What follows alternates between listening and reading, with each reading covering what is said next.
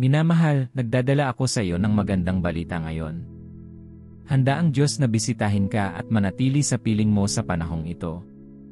Nakakita ka na ba ng mga hindi pangkaraniwang pagbabago sa iyong buhay, o nagkakaroon ka ba ng ilang banal na pagkikita na hindi mo naiintindihan? Huwag magpanik, ang mga ito ay dakilang tanda ng pagdalaw ng Diyos sa iyong buhay. Alam ng Diyos na kailangan mo ang Kanyang presensya sa panahong ito, kaya hulaan mo. Binibisita ka niya. Bago tayo magpatuloy, mangyaring mag-subscribe sa channel na ito kung hindi mo pa ito nagagawa at i-ring ang notification button. Mahal ka ng Diyos at kasama mo siya sa bawat panahon ng buhay. Bakit ka naniniwala na ang Kanyang presensya ay limitado lamang sa isang partikular na panahon ng iyong buhay? Nakalimutan mo na ba ang Kanyang pangako sa lalong madaling panahon? Sabi niya, ako ay makakasama mo hanggang sa dulo ng mundo.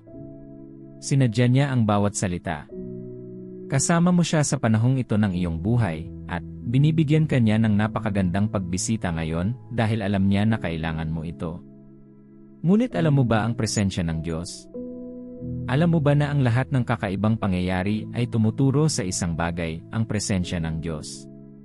Nakatagpo ni Jacob ang Diyos, ngunit hindi niya alam ang tungkol dito. Siya ay may akses sa mga anghel at banal na presensya, ngunit hindi niya alam ito. Maaaring hindi ka tawagin ng Diyos tulad ni Samuel upang ipahayag ang Kanyang presensya, gayunpaman, hindi ibig sabihin na wala siya sa iyo. Ipinapahayag niya ang Kanyang presensya sa maraming paraan, gayunpaman, kailangan mong kilalanin ang Kanyang pagdalaw upang matamasa mo ang lahat ng dulot ng Kanyang pagdalaw. Ngayon, tutuklasin natin ang 6 na palatandaan na nagpapahiwatig ng pagdalaw ng Diyos sa iyong buhay. Kung nakikita mo ang mga palatandaang ito sa iyong buhay, ito ay isang kumpirmasyon mula sa Diyos upang ipaalam sa iyo na siya ay kasama mo. Numero 1, isang pagnanais na manatili sa presensya ng Diyos. Mayroon ka bang pananabik at pagnanais na manatili sa presensya ng Diyos ng higit kaysa dati? Ito ay tanda ng pagdalaw ng Diyos sa iyong buhay. Sa tuwing kasama mo ang Diyos, binibigyan ka niya ng pagnanais at pananabik para sa Kanyang presensya. Ito ay isang pagnanais na hindi mo maipaliwanag. Gusto mong manatili sa presensya ng Diyos at makipag-ugnayan sa Kanya.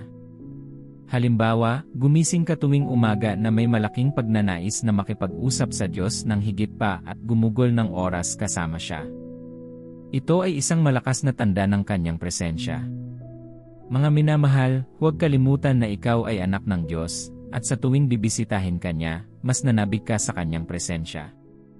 Nagiging mahirap para sa iyo na bumitaw, at mananabik ka sa Diyos tulad ng salmista sa Aklat ng Mga Awit 42:1, kung paanong ang usa ay humihinal sa mga agos ng tubig, gayon ang aking kaluluwa ay humihinal para sa iyo, O Diyos.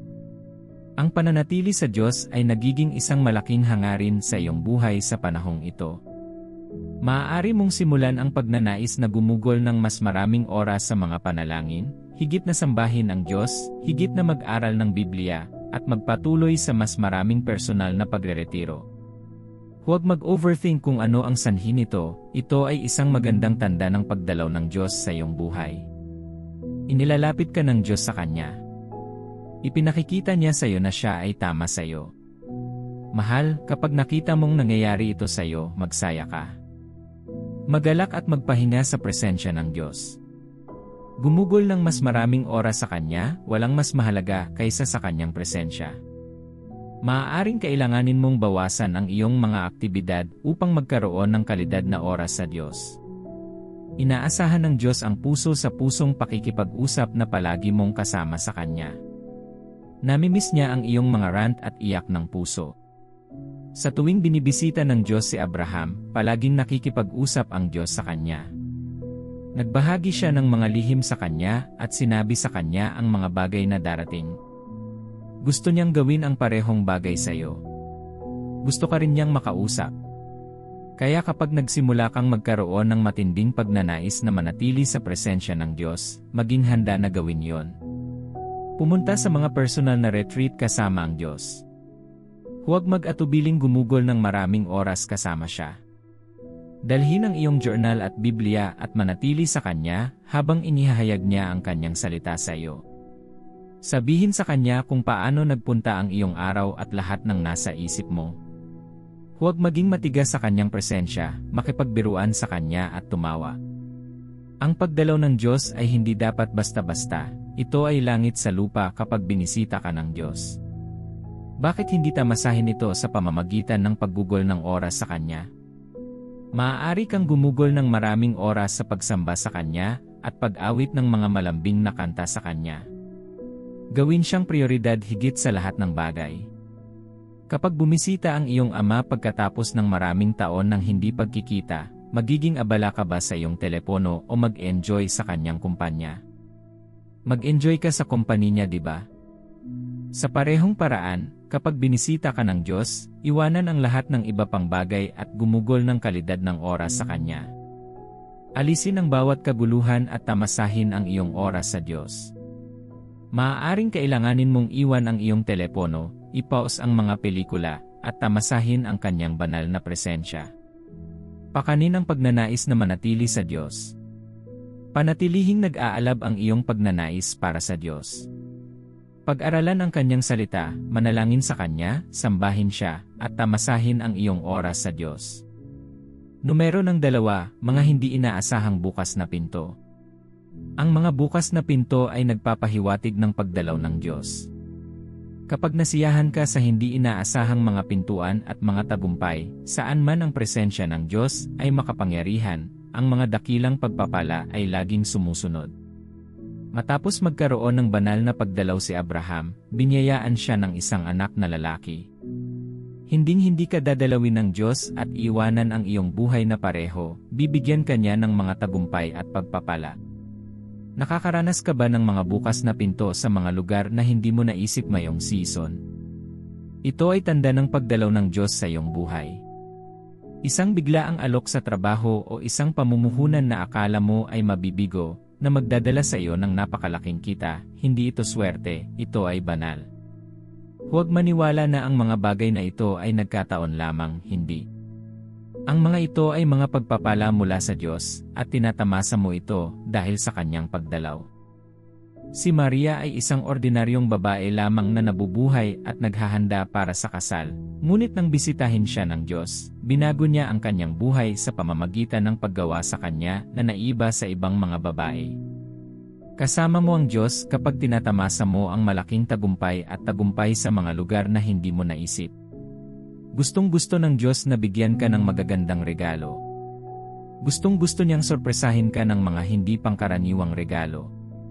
Kapag nakaranas ka ng mga tagumpay, bukas na pinto, promosyon, at elevation, ito ay isang magandang tanda na ang Diyos ay kasama mo at ang Kanyang presensya ay nananatili sa iyo. Ito ay nangangailangan sa iyo na pahalagahan siya ng higit pa. Higit na pasalamatan siya at ikagalak na ang Kanyang presensya ay kasama mo. Ipakita sa Kanya ang malaking pasasalamat sa lahat ng ginawa niya para sa iyo.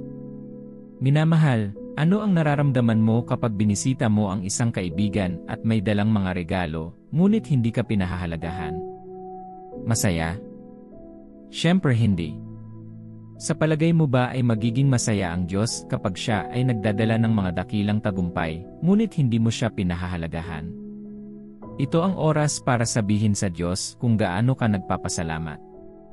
Ipaalam sa Kanya na natutuwa kang nagdala siya ng mga regalo para sa iyo habang bumibisita. Salamat sa Kanya para sa mga alok na trabaho, at ipaalam sa Kanya na natutuwa kang ibinigay niya sa iyo ang mga promosyon. Kapag tinatamasa mo ang mga pagpapalang ito ng Diyos, magalak at pahalagahan mo siya. Maaari ka bang maging tulad ng salmista at magkaroon ng ganitong puso ng pasasalamat? Sa aklat ng mga awit 63:4, pupurihin kita habang ako'y nabubuhay, at sa iyong pangalan, itataas ko ang aking mga kamay. Ang pasasalamat ay mananatiling kasama mo ang Diyos at gagawa ng higit pa para sa iyo. Matutong magpasalamat sa Kanya sa lahat ng oras. Gayon din, kapag nagsimula kang makaranas ng mga bukas na pinto, maging maingat at mapagbantay. Ito na ang panahon para maging madasalin ka. Ang kaaway ay hindi nais na tamasahin mo ang mga pagpapala at tagumpay, kaya dapat kang manalangin ng higit pa. Ngayon, sinabi ni Apostol Pablo, sapagkat nabuksan sa akin ang isang malaking pintuan para sa mabisang gawain, at marami ang sumasalansang sa akin. Sa palagay mo ba natutuwa ang dyablo na makita kang tinatamasa ang mga pagpapala ng Diyos? Hindi kailanman. At dapat maging mas madasalin ka sa puntong ito. Manalangin laban sa bawat pag-atake ng kaaway dahil siguradong sasalakay siya, ngunit hindi mananaig sa iyo. Sinasabi ng Biblia, ang panalangin ng taong matuwid ay makapangyarihan at mabisa. Huwag maliitin ang kapangyarihan ng mga panalangin. Maging handa na manalangin ng higit pa kapag pinagpala ka ng Diyos. Minamahal, ito ang punto kung saan kailangan mong maging maingat sa iyong mga aksyon. Huwag mabuhay kahit papaano, kailangan mong mamuhay ng banal kapag kasama mo ang presensya ng Diyos. Tumakas mula sa kasalanan at mamuhay ng isang buhay na nakalulugod sa Diyos. Ang Diyos ay hindi makakasama sa iyo kung ikaw ay nasa kasalanan pa rin. Itataboy mo siya at mawawala ang iyong mga pagpapala kung magpapatuloy ka sa kasalanan. Ang Diyos ay isang banal na Diyos. Mahal na mahal ka niya, ngunit hindi niya kayang manatili sa piling mo kapag hindi ka namumuhay ayon sa gusto niya. Minamahal, maaari ka bang maglaan ng sandali upang makipag-usap sa Diyos at magsisi sa iyong mga kasalanan? Sabihin sa Kanya na ikaw ay nagsisisi at humingi ng Kanyang kapatawaran at awa. Pangatlo, isang hindi maipaliwanag na kapayapaan. Ang presensya ng Diyos ay dumarating na may malaking kapayapaan. Kapag binisita ka niya, nagsisimula kang matamasa ang banal na kapayapaan. Ito ay isang katiyakan na magiging maayos ang lahat anuman ang iyong pinagdadaanan. Sinasabi sa Filipos 4:7, at ang kapayapaan ng Diyos, na higit sa lahat ng pagkaunawa, ay magbabantay sa inyong mga puso at sa inyong mga pag-isip kay Kristo Jesus. Ito ang uri ng kapayapaan na mayroon ka kapag binisita ka ng Diyos. Bigla kang nakaramdam ng kalmado at katiyakan na hindi mo maipaliwanag. Kapag nangyari ito sa iyo, sinusubukan ng Diyos na sabihin sa iyo na Siya ay kasama mo at Siya ay nasa ganoong sitwasyon. Ipinapaalala niya sa iyo ang Kanyang pagmamahal at suporta. Higit pa sa isang pakiramdam sa iyong puso, ito ay isang kamalayan sa presensya ng Diyos. Kapag sinimulan mong maramdaman ito, huwag mong iwagayway ito. Maging sensitibo sa anumang ipinapakita sa iyo ng Diyos sa sandaling iyon. Alam mo ba na kasama mo ang Diyos sa panahong ito? Nang ang mga disipulo ay nasa gitna ng isang bagyo, inakala nilang sila ay mamamatay at sumigaw ng tulong, Panginoon, Panginoon, iligtas mo kami. Malulunod tayo. Nalunod ba sila? Hindi. Bakit? Kasama nila ang Panginoon. Bakit ka naniniwala na ang iyong mga problema ay magtatapos sa iyo? Nakalimutan mo na ba na kasama mo ang Diyos? Ibinibigay niya sa iyo ang Kanyang kapayapaan ngayon upang ipaalala sa iyo na Siya ay kasama mo. Sinasabi niya sa iyo ngayon, sinta ko, kasama mo ako at aalagaan kita. Nasa bagyo ako. Kaya mo bang punasan ang iyong mga luha at ngiti? Nasa tabi mo ang Diyos at makakaligtas ka sa kasalukuyang panahon ng iyong buhay. Walang bagyong mananaig sa iyo. Makakaligtas ka sa season na ito. Hindi ka nag-iisa sa laban na ito, ipaglalaban ka ng Diyos. Maging mahinahon at panoorin Siyang nagpapagaling sa iyo sa cancer na iyon. Sabi niya, sa Kanya, lahat ng bagay ay posible. Walang magagawa ang Diyos para sa iyo. Haharapin niya ang lahat ng bumabagabag sa iyo. Alam niyang may mga bayarin kang babayaran at walang ideya kung saan magmumula ang iyong susunod na pagkain. Gayunpaman, mayroon kang kapayapaan sa iyong puso. Ano ang sinasabi nito sa iyo? Ibig sabihin, kasama mo ang Diyos at inaalagaan ang lahat. Ang kailangan mo lang gawin ngayon ay magkaroon ng pananampalataya sa Kanya. Magtiwala sa Kanya at maniwala na malapit na ang iyong tagumpay. Maging masaya, alam na malapit mo nang makuha ang iyong tagumpay. Susubukan ng kaaway na maghasik ng mga binhi ng kawalan ng pananampalataya sa iyong puso, ngunit maging handa na labanan siya at magtiwala sa Diyos. Maniwala ka sa lahat ng sinasabi sa iyo ng Diyos. Magtiwala sa Kanyang salita at sa Kanyang mga pangako. Ang Biblia ay nagtuturo, magtiwala ka sa Panginoon ng buong puso mo at huwag manalig sa iyong sariling kaunawaan.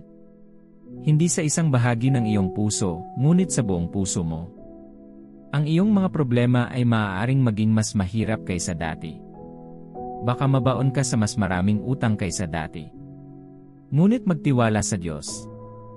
Patuloy na maniwala sa Kanya, umasa sa Kanyang mga salita para sa iyong buhay.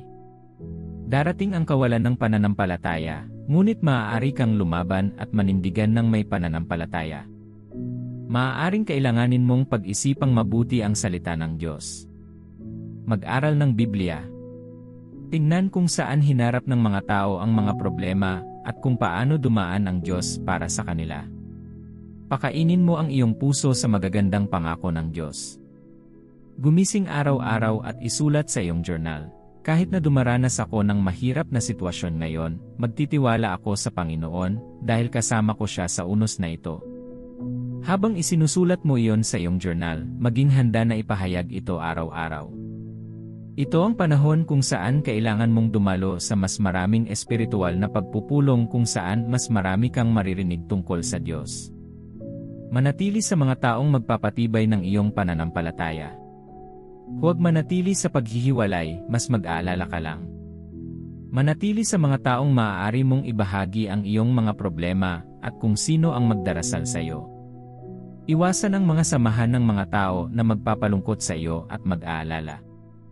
Mga minamahal, hindi isang pagkakamali ang pakiramdam ng isang malaking pakiramdam ng kapayapaan sa iyong puso sa panahong ito. Ito ay malaking tanda ng Diyos na sabihin sa iyo na siya ay kasama mo at hindi ka pababayaan o pababayaan. Kapag binisita ka niya, dumarating siya kasama ang kanyang presensya at kalmado. Magalak at magpahinga, kasama mo ang Diyos. Ano ang dapat ipag-alala? Numero 4, mga paulit-ulit na mensahe. Habang binubuksan ng iyong Biblia, binuksan mo mismo sa talatang iyon ng Biblia. Nagkataon lang. Siyempre hindi. Ito ay paraan ng Diyos para sabihin sa iyo ang isang bagay. At hindi na ulitin ng Diyos ang kanyang mensahe kung hindi ito seryoso. Mga minamahal, ipinapahayag ng Diyos ang kanyang presensya sa iyo sa pamamagitan ng paulit-ulit na mga mensahe. Maaari niyang ulitin ang isang partikular na taludtod sa iyong puso upang sabihin sa iyo ang isang bagay. Sinasabi ng aklat ng Isayas 43:2, kapag tumawid ka sa tubig, sasamahan kita. At kapag dumaan ka sa mga ilog, hindi ka nila tatangayin. Kapag lumakad ka sa apoy, hindi ka masusunog, hindi ka sunugin ng apoy. Isipin ang paggising sa talatang ito sa iyong puso. Tinitiyak ng Diyos sa iyo ang kanyang presensya. Maaaring hindi ito palaging isang taludtod, maaari rin itong maging isang salita tungkol sa iyong kasalukuyang sitwasyon. Maaari mong marinig ang iba't ibang mga tao na nag-uusap tungkol sa parehong bagay na nakakaapekto sa iyo. Maaari itong mag-pop up sa iyong mga pag-uusap o kahit saan. Ngunit kapag nakaramdam ka ng paulit-ulit na mensahe, tandaan ito at gawin ito. Minamahal, maaari kang pumunta sa simbahan, at tila tinatalakay ng mga ngaral ang lahat ng bagay sa iyong buhay. Makinig ng mabuti, isa ito sa mga paraan kung paano ka nakilala ng Diyos. Mangyaring huwag magkamali na iwagayway ito. At kapag paulit-ulit na inuulit ng Diyos ang kanyang mga mensahe sa iyo, hinihiling nito na maging mas sensitibo ka. Malamang na hindi ka sensitibo sa presensya niya sa paligid mo na hindi maganda. Maaaring ito na ang oras para tandaan ang lahat ng bagay sa paligid mo. Makinig ng mabuti at maingat sa kung ano ang sasabihin ng Diyos sa iyo. Pakinggan mo siya at gawin ang sinasabi niya sa iyo. Maaaring ito ay isang babala, isang tagubilin o mga direksyon. Maging handang makinig at sumunod. Patuloy na tinawag ng Diyos si Samuel hanggang sa makilala niya ang kanyang tinig at presensya. Ulitin ng Diyos ang kanyang sarili hanggang sa kilalanin mo ang kanyang presensya. Ang paglalakad sa kalye at may lumapit sa iyo at nagsabing, mahal ka ng Diyos, siguradong hindi isang pagkakamali. Ito ay hindi isang pagkakataon. Ito ay mensahe ng Diyos sa iyo. Binabantayan ng Diyos ang lahat ng nangyayari sa buhay mo, kaya gagawin niya iyon kung kailangan niyang makuha ang atensyon mo sa pamamagitan ng paulit-ulit na mensahe. Isa sa mga bagay na tutulong sa iyo na makilala ang presensya ng Diyos kapag siya ay kasama mo ay ang pag-alam kung paano siya nakikipag-usap sa iyo, minamahal. Hilingin sa banal na espiritu na buksan ang iyong puso sa presensya ng Diyos. Hilingin sa Kanya na turuan ka kung paano makilala ang tinig ng Diyos. Si Eli ang nagturo kay Samuel kung paano makilala ang tinig ng Diyos. Walang masama sa paghiling mo sa banal na espiritu na turuan ka rin. Dapat mong tamasahin ang presensya ng Diyos, ngunit hindi mo ito masisiyahan kung hindi mo alam na nakikipag-usap siya sa iyo. Hindi mo ba ninanais na minsan kausapin ka ng Diyos at naintindihan mo siya kaagad? Gusto rin ng Diyos iyon. Maaari mong buksan ang iyong puso upang makinig ng higit pa at pagmasdan ang mga bagay na nangyayari sa iyong buhay. Bigyang pansin ang mga detalye. Maaaring ipahayag ng Diyos ang kanyang pagdalaw sa iyo sa mga biro at nakakatawang pag-uusap. Maaari siyang magpasa ng mensahe sa iyo habang naglalaba ka. Kailangan mong maging sensitibo. Panoorin ang video na ito hanggang sa dulo habang tinutuklasan natin ang iba pang mga palatandaan na nagpapahiwatig ng pagdalaw ng Diyos. Numero 5, supernatural na lakas. Mga minamahal, isa pang tanda ng pagdalaw ng Diyos sa iyong buhay ay kapag nagsimula kang makaranas ng supernatural na lakas. Kapag nagsimula kang magkaroon ng lakas na gawin kahit ang mga bagay na tila imposibleng gawin noon, posible ito dahil sa presensya ng Diyos sa iyong buhay. Noong kasama ng Diyos si Samson, nagkaroon siya ng lakas na walang katulad sa ibang tao. Siya ay malakas at kayang abutin ang anumang bagay. Napapansin mo ba na ginagawa mo ang mga bagay na hindi mo kayang gawin ng mag-isa? O pakiramdam mo ba ay pinalakas ka na gawin ang ilang mga gawain at pangasiwaan ang ilang mga responsibilidad? Iyan ang Diyos sa trabaho. Kapag nagising ka na sariwa at lumakas, ito ay hindi karaniwan, ito ay banal. Karamihan sa mga tao ay gumising na pagod at pagod para harapin ang bagong araw, ngunit dahil kasama mo ang Panginoon, pinalalakas ka niya. Binanggit ng Biblia ang lakas na ito sa Isaias 40:31, ngunit ang mga umaasa sa Panginoon ay magbabago ng kanilang lakas. Sila'y papailang lang sa mga pakpak na parang mga agila, sila'y tatakbo at hindi mapapagod, sila'y lalakad at hindi manghihina. Nakikita mo ba na iniugnay ng Biblia ang lakas ng Panginoon sa bilis at paglago? Kapag ikaw ay pinalakas, mayroon kang bilis ng isang agila. Iyon ay nagpapaliwanag kung paano mo mabilis na nagagawa ang mga bagay nang hindi napapagod. Hindi ka ba nakakagulat na madali mo nang magawa ang mga gawain at workload na karaniwang nakakapagod sa iyo? Sana alam mo na kaya mong makamit ang lahat ng ito dahil kasama mo ang Panginoon. Ang sabi ng kanyang salita, magagawa ko ang lahat ng bagay sa pamamagitan ni Kristo na nagpapalakas sa akin. Kaya kapag makakamit mo ang mga hindi ka panipaniwalang tagumpay at gumawa ng magagandang bagay, huwag kang mangahas na maniwala na ito ay swerte, hindi kailanman. Ang Diyos ang gumagawa sa iyong buhay. Kapag dumating siya sa buhay ng isang tao, pinapalakas niya ang tao. Tingnan kung ano ang sinabi ng Biblia tungkol sa Diyos, hindi mo ba alam? Hindi mo ba narinig? Ang Panginoon ay ang walang hanggang Diyos, ang lumikha ng mga dulo ng lupa. Siya ay hindi mapapagod o mapapagod, at ang kanyang pangunawa ay hindi maarok ng sinuman. Nakikita mo ba na ang Diyos ay hindi napapagod? Siya ay hindi kailanman napapagod. Siya ang malakas. At alam mo ba ang pinakasweet sa kanya? Binibigyan niya ng lakas ang pagod at dinaragdagan ang kapangyarihan ng mahina. Ngayon ay makikita mo na ang iyong lakas ay nagmumula sa Diyos. Siya ang nagbibigay ng lakas. Sa palagay mo, saan ka kumukuha ng lakas para umakyat sa mga bundok na iyon at hindi mahulog? Ito ay mula sa Diyos. Alam mo bang pinalalakas ka niya upang maisagawa ang bawat araw na gawain ng hindi nanghihina? Kinukuha niya ang iyong mga kahinaan at binibigyan ka ng lakas. Minamahal, ang lakas na ito ay mula sa itaas. Ito ay hindi tulad ng lakas ng tao na nabigo. Gayunpaman, kapag sinimulan mong tamasahin ito, huwag magyabang.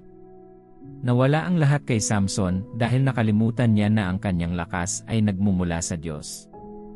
Nakalimutan niya ang kanyang lumikha at naging mahina siyang tao. Maging mapagpakumbaba at palaging kilalanin ang Diyos bilang ang nagbibigay ng lakas.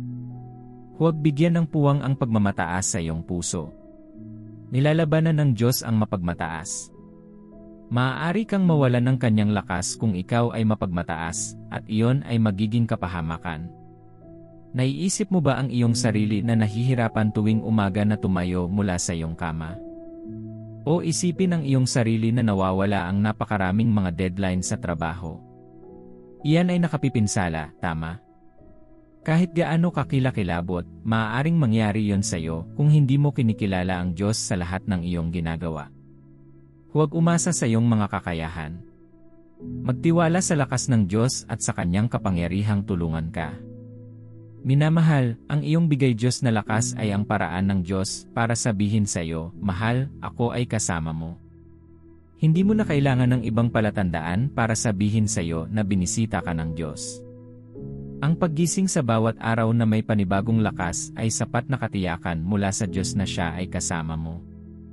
Numero 6, pinataas na espiritual na sensitivity. Ito ay tanda ng presensya ng Diyos sa iyong buhay kapag nagsimula kang mapansin ang mga bagay-bagay at maging mas sensitibo. Ang iyong sensitivity at discernment ay nagiging matalas kapag kasama mo ang presensya ng Diyos. Nagsimula ka bang mapansin ang ilang mga bagay na nangyayari sa iyong buhay at biglang naramdaman na ito ay kakaiba? Ito ay isang senyales na ikaw ay nagiging sensitibo. Ang presensya ng Diyos sa iyong buhay ay nagbibigay sa iyo ng matalas na mga mata upang obserbahan at pansinin ang mga bagay, lalo na ang mga espiritual na bagay. Nagiging mas madaling maunawaan kapag inaatake ka o kapag may nangyayaring mali. Minsan maaari mong biglaang makaramdam ng matinding pagnanasa at pagnanais na manalangin. Huwag mag-alinlangan, magdasal ka agad sa sandaling iyon. Kapag kasama mo ang Diyos, nagiging mas sensitibo ka sa lahat ng bagay sa paligid mo. Maaaring bigla mong makita ang pangangailangan na magpalit ng isang kaibigan o madama ang pangangailangan na bitawan ang ilang mga relasyon. Kung ito ay patuloy na nangyayari sa iyo, mangyaring sundin ang pangunguna ng Diyos at hayaan silang umalis, maaaring mapanganib sila para sa iyo. Kapag nakita mo ang iyong sarili na may mas mataas na sensitivity, maging mulat at maingat sa kung ano ang iyong ilantad sa iyong sarili. Huwag panoorin ang anumang bagay na darating sa iyo. Ikaw ay nasa isang panahon kung saan dapat mong pangalagaan ang iyong sarili at linisin ang iyong kapaligiran. Siguraduhin na napapalibutan mo ang iyong sarili ng mga makadiyos na bagay. Maging abala sa higit pang espiritual na mga aktibidad upang higit na patalasin ang iyong pag-unawa, manalangin ng higit pa, higit na pag-aralan ang salita, higit na sambahin ang Diyos. Makinig sa higit pang mga mensahe at manood ng mga makadiyos na video tulad nito. Mga minamahal, ang presensya ng Diyos at ang kanyang pagdalaw ay mahalaga, at dapat mong seryosohin ang mga ito. Huwag hayaang walang hadlang sa iyong relasyon sa Diyos. Kapag nananatili sa iyo ang presensya ng Diyos, nasa iyo ang lahat. Kaya dapat kang maging maingat na huwag hayaang makagambala ang anumang bagay sa iyong kaugnayan sa Diyos. Kung makarinig ka ng isang hari na bumibisita sa iyo, maghahanda ka para sa kanyang pagbisita, tama ba? Sigurado akong lilinisin mo ang iyong kapaligiran at gagawin itong malugod. Dapat mong gawin ito ngayong alam mong binibisita ka ng Diyos. Alisin ang anumang bagay na hindi makadiyos sa iyong buhay. Alisin ang kasalanan at pakabanalin ang iyong buhay.